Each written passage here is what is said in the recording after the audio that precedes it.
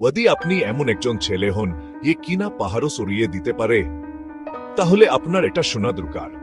যদি আপনার পরিবার শুধু আশার উপর বেঁচে থাকে, তাহলে আপনার এটা শোনা দরকার। যদি আপনি ভাবছেন আত্মত্যাগদের দেখতে কেমন হয়, তাহলে এটা দেখুন। সে এতে চায়নি, কিন্তু তার মায়ের কাশিসা হজের জন্য আকুতি জানাচ্ছিল, আর তাই সে তার কষ্টকে সঙ্গে নিয়ে এক অজানা দেশের উদ্দেশ্যে রওনা দিল।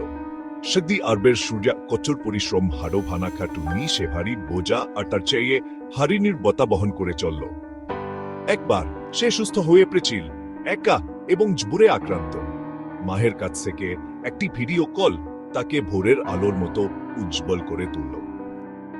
প্রথম মাসের বেতন এলো, সে কেঁদে ফেলল, টাকাটা বুকে আঁকড়ে ধরল।